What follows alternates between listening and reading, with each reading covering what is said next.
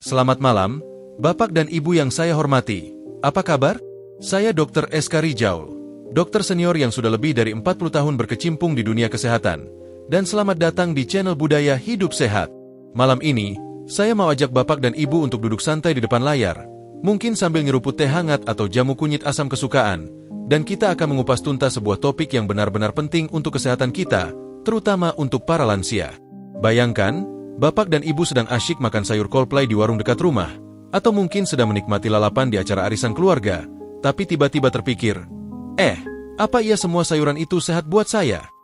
Nah, ternyata, fakta yang akan saya ungkap malam ini bisa bikin Bapak dan Ibu terkejut. Tidak semua sayuran itu aman untuk lansia. Bahkan beberapa di antaranya bisa membahayakan kesehatan, mulai dari gangguan ginjal, masalah pencernaan, sampai risiko yang lebih serius seperti kanker. Tapi tenang, saya akan bongkar semuanya dengan cara yang mudah dipahami, dan saya juga akan kasih solusi praktis yang bisa langsung Bapak dan Ibu terapkan di rumah. Jadi, jangan sampai beranjak dari layar, ya. Oh iya, sebelum kita mulai, tulis umur Bapak atau Ibu di kolom komentar, sambil sebut dari kota mana. Saya penasaran, siapa yang paling aktif menonton dari seluruh Indonesia malam ini? Saya tahu, Bapak dan Ibu pasti sudah terbiasa dengar nasihat dari nenek atau ibu di rumah. Makan sayur itu sehat, nak. Dan memang betul, sayuran itu penuh dengan vitamin, serat, dan mineral yang baik untuk tubuh. Tapi, tahukah Bapak dan Ibu, kalau ternyata ada beberapa sayuran yang justru bisa jadi musuh dalam selimut untuk kesehatan lansia? Bukan berarti sayuran itu jahat. Tapi karena tubuh kita yang sudah berusia lanjut punya kebutuhan khusus, ada sayuran tertentu yang bisa memicu masalah kalau kita salah mengolah atau konsumsinya berlebihan. Misalnya, Ibu Sumarni, tetangga saya di kampung, selalu bangga dengan kebun sayurannya. Setiap hari dia makan bayam rebus, tapi belakangan dia mengeluh sakit pinggang yang tidak biasa. Awalnya dia kira cuma pegal biasa karena capek nyanyi di arisan. Tapi ternyata, setelah diperiksa, dokter menemukan tanda-tanda masalah ginjal. Nah, apa hubungannya bayam dengan ginjal? Sabun apa yang paling genit? Bukan sabun colek, tapi fakta kesehatan yang akan kita kupas satu persatu. Jadi, pastikan Bapak dan Ibu menyimak sampai akhir, karena sayuran yang paling sering kita makan bisa jadi yang paling perlu diwaspadai. Mari kita mulai dengan sayuran yang hampir ada di setiap dapur Indonesia, kentang. Siapa yang tidak suka kentang? Dari gorengan di warung sampai kentang balado di hajatan, kentang adalah bintang di meja makan. Tapi, Bapak dan Ibu, pernahkah memperhatikan kentang yang sudah mulai bertunas atau warnanya agak kehijauan? Kalau iya, hati-hati. Kentang seperti itu mengandung senyawa bernama solanin, yang menurut penelitian dalam Food and Chemical Toxicology tahun 2019, bisa jadi racun bagi tubuh, terutama untuk lansia. Solanin ini bisa bikin mual, diare, bahkan sakit kepala yang bikin kita pusing 7 keliling, seperti tersesat di pasar Minggu pagi. Yang lebih serius, studi dari Toxicology Reports tahun 2021 bilang solanin bisa mengganggu sistem saraf, menyebabkan jantungan tidak teratur, atau dalam kasus ekstrim, masalah yang lebih parah. Bayangkan, Bapak sedang asyik nonton sinetron sambil ngemil kentang goreng, tapi tanpa sadar, kentang yang bertunas itu sedang bermain-main dengan kesehatan Bapak. Apa solusinya? Pertama, jangan pernah makan kentang yang sudah bertunas atau hijau. Simpan kentang di tempat sejuk dan gelap, seperti di bawah meja dapur yang jauh dari sinar matahari. Kedua, coba masak kentang dengan cara dikukus atau direbus, bukan digoreng, karena kentang goreng yang dipanaskan terlalu tinggi bisa menghasilkan akrilamida, senyawa yang menurut Cancer Epidemiology, Biomarkers of Prevention tahun 2022 meningkatkan risiko kanker. Bayangkan aroma kentang kukus yang hangat, disajikan dengan sambal terasi buatan sendiri, sehat, lezat, dan aman untuk tubuh. Tapi tunggu dulu, jangan buru-buru nyanyi kemenangan karena sudah menghindari kentang bertunas. Ada sayuran lain yang mungkin Bapak dan Ibu anggap sehat, tapi bisa jadi masalah besar, terutama kalau ada riwayat batu ginjal. Apa itu? Bayam. Ya, bayam yang sering kita temui di pecel, urap, atau sayur bening itu ternyata punya sisi gelap. Bayam kaya akan oksalat, senyawa alami yang bisa mengikat kalsium di tubuh. Kalau oksalat ini menumpuk, bisa terbentuk kristal kecil di ginjal, yang lama-kelamaan jadi batu ginjal. Bayangkan rasa sakitnya, seperti ada batu kecil yang nyanyi dangdut di dalam ginjal Bapak atau Ibu. Menurut American Journal of Kidney Diseases tahun 2021, konsumsi makanan tinggi oksalat seperti bayam bisa meningkatkan risiko batu ginjal, terutama untuk lansia yang fungsi ginjalnya sudah mulai melambat.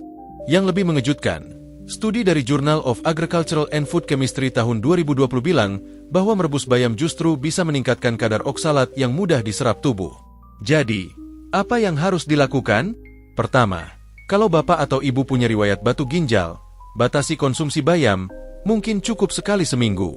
Kedua, coba kombinasikan bayam dengan sumber kalsium, seperti tahu atau tempe, karena kalsium bisa mengikat oksalat di usus, sehingga tidak sampai ke ginjal.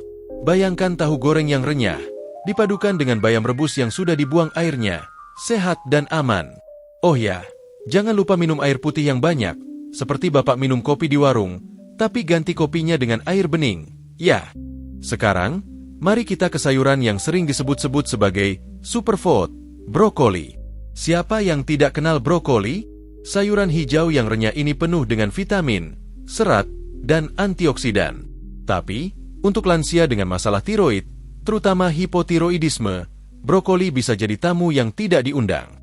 Brokoli mengandung goitrogen, senyawa yang bisa mengganggu produksi hormon tiroid, menurut Journal of Clinical Endocrinology and Metabolism tahun 2020. Kalau hormon tiroid terganggu, bapak atau ibu bisa merasa lemas, seperti habis macet-macetan di jalanan Jakarta. Selain itu, brokoli juga bisa bikin perut kembung, apalagi untuk lansia yang sistem pencernaannya sudah agak lambat, seperti yang dijelaskan dalam American Journal of Gastroenterology tahun 2019. Tapi jangan khawatir, brokoli tetap bisa dinikmati dengan trik sederhana. Pertama, masak brokoli sampai matang, karena panas bisa menurunkan kadar goitrogen. Bayangkan aroma brokoli kukus yang harum, dicampur dengan sedikit garam dan lada, seperti masakan ibu di rumah. Kedua, kalau bapak atau ibu punya masalah tiroid, batasi brokoli dan kombinasikan dengan makanan kaya yodium, seperti ikan laut atau telur. Oh ya, coba tulis di kolom komentar, bapak dan ibu suka masak brokoli dengan cara apa? Saya mau tahu resep andalan dari seluruh Indonesia. Selanjutnya, kita bicara tentang artichoke, atau yang di Indonesia lebih dikenal sebagai sayuran mewah, yang kadang muncul di restoran atau acara spesial. Artichoke memang kaya serat dan baik untuk hati, tapi hati-hati kalau bapak atau ibu sedang minum obat pengencer darah, seperti warfarin atau aspirin. Menurut Journal of Thrombosis and Hemostasis tahun 2021, artichoke bisa mengganggu efektivitas obat ini, meningkatkan risiko perdarahan. Bayangkan, hanya karena makan artichoke berlebihan, tiba-tiba bapak harus buru-buru ke dokter karena mimisan yang tidak berhenti. Selain itu, Phytotherapy Research tahun 2020 bilang artichoke bisa merangsang produksi empedu, yang berisiko untuk lansia dengan batu empedu. Apa solusinya? Kalau bapak atau ibu sedang minum obat pengencer darah, konsultasikan dulu dengan dokter sebelum makan artichoke. Kalau tidak ada masalah kesehatan khusus, artichoke tetap bisa dinikmati dalam porsi kecil, misalnya dicampur dalam sup hangat yang harum, seperti sup di hajatan tetangga. Tapi ingat, jangan berlebihan. Ya, seperti ibu yang antisipasi beli baju baru untuk arisan. Sekarang, siapa yang suka mentimun? Mentimun itu segar, renyah, dan sering jadi penutup di lalapan atau acar. Tapi, untuk lansia dengan pencernaan sensitif, mentimun bisa jadi penutup yang kurang menyenangkan. Mentimun mengandung cucur bitacin, senyawa yang menurut Journal of Gastroenterology and Hepatology tahun 2021 bisa menyebabkan kembung, gas, atau bahkan diare. Bayangkan, bapak sedang asyik ngobrol di warung kopi, tiba-tiba perut berbunyi seperti orkes dangdut. Studi dari International Journal of Food Sciences and Nutrition tahun 2020 juga bilang bahwa mentimun yang terlalu matang atau disimpan lama punya kadar cucur bitacin lebih tinggi, jadi lebih berisiko. Apa yang harus dilakukan? Pilih mentimun yang masih segar, dengan kulit yang mulus dan tidak terlalu lunak. Kalau pencernaan bapak atau ibu sensitif, buang kulit dan bijinya, karena disitulah cucur bitacin paling banyak. Bayangkan mentimun segar yang dicuci bersih, diiris tipis, dan dimakan dengan sambal rujak, nikmat dan aman untuk perut. Lalu, ada tomat, sayuran yang hampir setiap hari kita temui, dari sambal sampai sop. Tapi, hati-hati dengan tomat hijau yang belum matang sepenuhnya. Seperti kentang bertunas, tomat hijau juga mengandung solanin, yang menurut Food and Chemical Toxicology tahun 2021 bisa menyebabkan mual, kram perut, atau bahkan gangguan saraf kalau dikonsumsi berlebihan.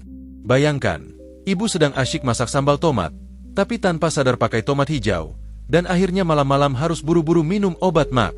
Solusinya sederhana. Selalu pilih tomat yang sudah merah matang, karena kadar solaninnya jauh lebih rendah.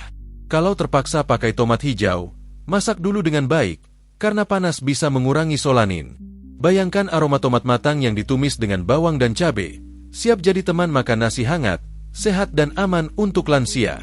Terakhir, kita bicara tentang selada, sayuran yang sering jadi bintang di salad atau lalapan. Selada memang rendah kalori dan segar, tapi untuk lansia dengan masalah ginjal, selada bisa jadi beban. Selada mengandung kalium, yang penting untuk tubuh, tapi kalau ginjal sudah lemah, kelebihan kalium bisa menyebabkan hiperkalemia, menurut Clinical Journal of the American Society of Nephrology tahun 2021. Hiperkalemia ini bisa bikin jantungan tidak teratur, seperti kendang yang kehilangan irama. Apa solusinya? Kalau bapak atau ibu punya masalah ginjal, batasi selada dan pilih sayuran rendah kalium, seperti kolplai atau timun. Kalau dokter sudah menyarankan diet rendah kalium, konsultasikan dulu sebelum makan selada dalam jumlah banyak. Bayangkan kolplai segar yang diiris tipis, dicampur dengan sambal terasi, sama enaknya dengan selada, tapi lebih ramah untuk ginjal. Jadi, apa pelajaran yang bisa kita ambil malam ini? Tidak semua sayuran itu musuh, tapi untuk lansia, kita harus lebih cerdas memilih dan mengolahnya. Kentang, bayam, brokoli, artichoke, mentimun, tomat hijau, dan selada. Semuanya punya manfaat, tapi juga punya risiko kalau kita tidak hati-hati. Dengan trik sederhana seperti memilih sayuran segar, mengolah dengan cara yang tepat, dan tidak berlebihan, bapak dan ibu bisa tetap menikmati sayuran tanpa khawatir. Bayangkan meja makan penuh dengan sayuran sehat, disajikan dengan cinta untuk keluarga besar, seperti suasana lebaran di rumah nenek. Kesehatan bapak dan ibu itu berharga, dan saya di sini untuk membantu menjaganya.